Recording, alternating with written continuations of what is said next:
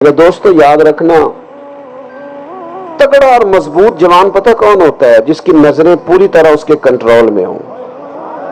یہ علامت جوانی ہے۔ جس آدمی کا پوری طرح، دو لوگ دنیا میں کبھی کوئی کارنامہ سر انجام نہیں دے سکتے، ایک جو حرام کھاتا ہو، ایک جس کی نظر ناپاک ہو۔ محمد بن قاسم جب یہاں آئے تھے نا تو ایک دن بڑے پریشان تھے، تو ایک بزرگ کہنے لگے آپ کیوں پریشان ہیں؟ کہنے لگے راجہ دہر سے مقابلہ ہے اور ہماری فوج تو سندھ کے رستے بھی نہیں جانتی، زبان بھی نہیں جانتی، لڑیں گے کیسے؟ دو چار دن کے بعد ان بزرگوں کی دوبارہ محمد بن قاسم سے ملاقات ہوئی تو بڑے خوش تھے۔ کہا اب آپ کیوں خوش ہیں؟ کہنے لگے وہ میرا مقابلہ نہیں کر سکتا، میں نے تحقیق کر لی ہے۔ کہا کیوں؟ کہنے لگے نظر کا گندہ ہے، اور جو نظر کے گندے ہوتے ہیں وہ میدانوں میں ٹھہرا نہیں کرتے۔ میدان کے لیے نکلنے کے لیے پاک جوانی کی ضرورت ہوتی، تطہیر مزاج ہونا ضروری ہوتا ہے، پاکیزہ افکار اور سچی اور سچی ستھری سوچوں کا ہونا ضروری ہوتا ہے۔ اس لیے فرمایا کہ میرا مقابلہ نہیں کر سکتا۔ حضرت عبداللہ ابن حذافہ کمرے میں تھے تو وزیر کی بیٹی اندر سجی سنوری پہنچ گئی۔ جیسے ہی آپ نے اس کفر کی چال کو دیکھا تو تیمم کر کے نفل شروع کیے۔ وہ ساری رات بیٹھی رہی، رب کا بندہ ساری رات عبادت کرتا رہا۔ عبادت بڑا سہارا ہے، مصلی بڑا سہارا ہے اللہ کے بندوں۔ صبح دروازہ کھولا، وزیر نے اپنی بچی سے پوچھنا چاہتا تھا رزلٹ کیا نکلا، تو کہنے لگی پیچھے ہٹ جا، اب تیرا میرا تعلق کوئی نہیں، میں نے نبی پاک کا کلمہ پڑھ لیا۔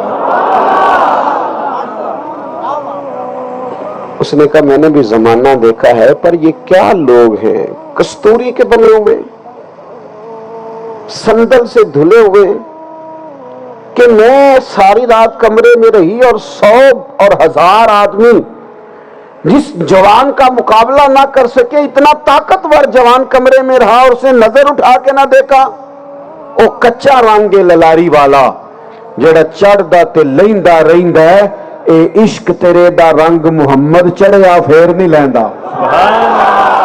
دیکھا ایک دفعہ نظر اٹھا کے نہیں دیکھا، کمال ہو گئی۔ اتنے بڑے لوگ، اتنی بڑی سعادت مندی، فیروز بختی، معاملہ فہمی حد ہو گئی۔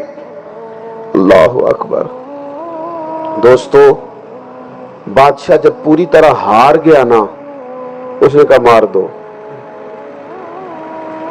تیل گرم کیا ایک کڑاہی میں، جب آپ کو اس میں ڈالنے لگے تو آپ کی آنکھوں میں آنسو آ گئے۔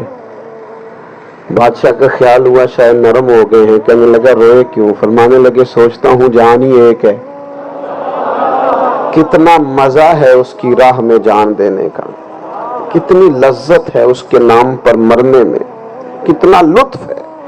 جے تو چڑھیا اتے دار بھی نہیں تے جے تو وکیا عشق بازار بھی نہیں، تے ایڈا سستا سودا پیار بھی نہیں، تے ایڈا سستا لبدا یار بھی نہیں۔ کئی جنگل گانے پیندے نہیں، کئی دوزخ لنگنے پیندے نہیں، جے اس ملوں بھی مل جاوے ایدو سستا ہور بپار بھی نہیں۔ تو کچھ سمجھ نہ آوے لوکاں نوں کا دے نال شہید کرے، ڈٹھی یار دے ہاتھ تلوار بھی نہیں، پر او دا خالی جاندا وار بھی نہیں۔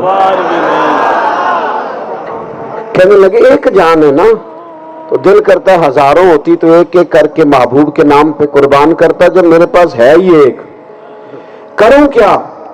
حضرت عبداللہ ابن حذافہ رضی اللہ تعالیٰ عنہ جب روئے اور بادشاہ نے یہ بات سنی تو بادشاہ اٹھ کے کھڑا ہو گیا، سارے وزیروں مشیروں کو کہنے لگا تم نے کہا تھا نا بندہ ضائع کرنے والا نہیں، یہ بھی ضائع کرنے والا نہیں۔ کہنے لگا میرا ماتھا چومو، تم جیسے لوگوں کو قتل نہیں کرنا چاہیے، آزاد کرنا چاہیے۔ عزیز اپنی زندگی سے نا یہ بہت زیادہ ہرس، ہوس، طمع، اور یہ کسی بات کی بھی ہو، ہرس صرف پیسوں کی نہیں ہوتی ہے، شہرت کی بھی ہوتی ہے،